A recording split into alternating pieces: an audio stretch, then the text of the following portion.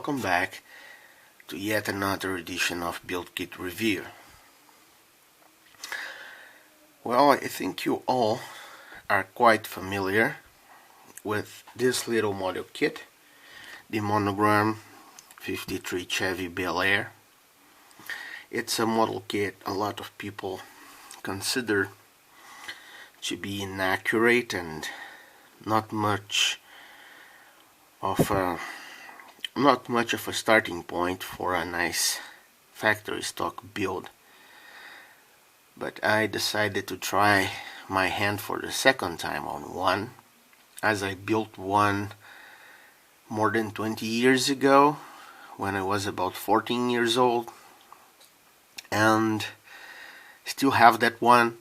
And I decided to give this little model here a try this last week, as we had a holiday here in Brazil that's called Carnaval, and I'm not much of a fan of the holiday.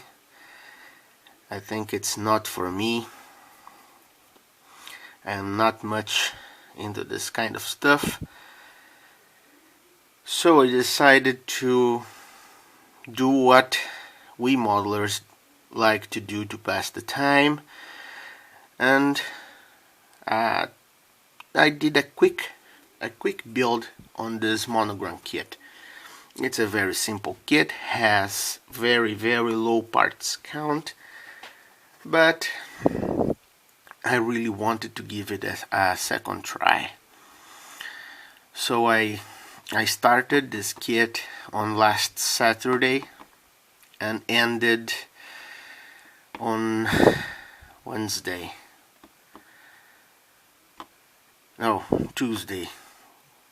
morning, I think. So it was a fast build, and I'm going to show you the car. I didn't document the build process because it was all very fast, and I didn't think the model would turn out into something really nice. But I got surprised by liking the end result. So here we have the Monogram 1953 Chevrolet Bel Air. I tried to replicate the GM colors of Onyx Black and Campus Cream. Like, I wanted to build the kit quite fast, I discarded the automotive synthetic enamel that I use almost every time, and went back to rattle cans and used Tamiya TS14 black on the body and Tamiya TS26 racing white here on the roof and on the side. It turned out quite well, the paint. It dried very fast, like it's a standard with Tamiya lacquers, and I was able to complete the model within the time window I had to build it. It is basically a completely factory stock 1953 Chevy Bel Air. I added just a couple of details, and I replaced the kit's awful wheels, not wheels, the kit's awful tires that are in fact some representation of Goodyear radial tires, modern radial tires with modern patterns, and that was not a nice choice to the car. So I used some tires from my parts box that happened to be from Monogram also. They are the tires that came on 1955 Ford Thunderbird I built for a friend a few years ago, and he wanted a hot rod. I remember I kept the stock tires and I kept the Y-block engine. And here was the chance I had to use the stock tires. Even though it is also a Monogram kit, I had to use the Dremel tool to sand slightly the white wall inserts so they would fit the quite large wheels and imitation well covers of the Bel Air kit. You can see that the tires are quite thin, to the contrary of the tires that Monogram sends with this Chevy kit. For some detail, I'll show you the engine. The engine is quite classic. It's the Chevy Blue Flame 6 that I only added the wiring for the spark plugs and for the coil, nothing more. The firewall is quite simple to the excess, to be quite true, but didn't want to add much. The interior was painted with acrylic paints from Testers in the option of red and white to contrast with the black exterior. It is foiled on the sides and on the dash. The underside, I did some basic detailing, but without much of a worry to really detail the thing, as I wanted to do a fast build. So to do this overspray effect, I decanted some of the Tamiya paint and airbrushed it here on the bottom.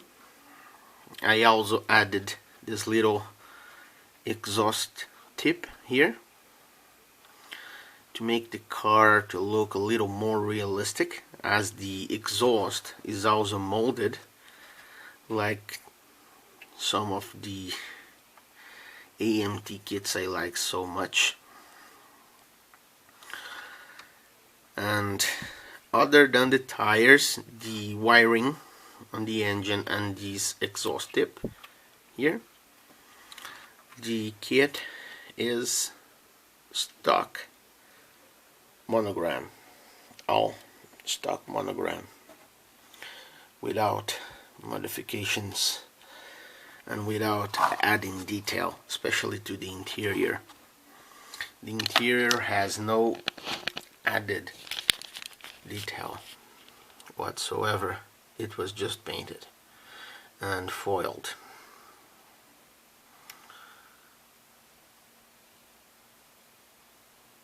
I gave the seats and the side panels and the carpeting a coat of flat varnish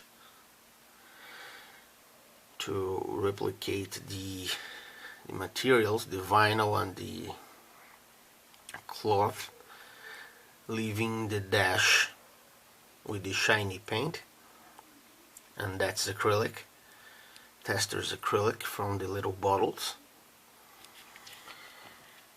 The Tamiya Racing White, making the role of original GM color Campus Cream, and it's really quite close. And the Tamiya TS14 Black doing its way as GM's Onyx Black. This paint is straight from the rattle can. No airbrushing on this kit. As you can imagine, you can't get a nice detail and a nice finish from a rattle can. Well, you can.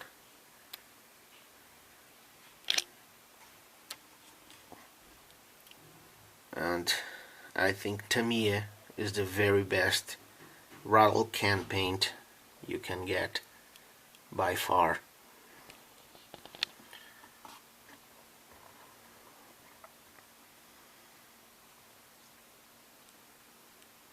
Like always, I did some custom decals for the white, for the license plates, and I hand painted the hood emblem and the trunk emblem. Let's see if I can show you some more detail on the engine. Not that the kit has much of a detail to show, but the basic engine is here. I'll confess, I'm tempted to try to reproduce some decal for the Blue Flame 6 emblem that goes on the side of the rocker cover, but I'm still thinking about it. The headlights, I did a little improvement on them, but it didn't turn out as nice as I wanted.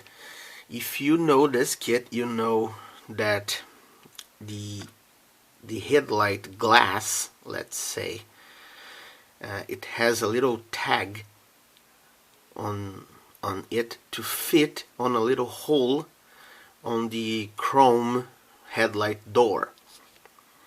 This gives a very odd effect, like if the car had some wide open eyes.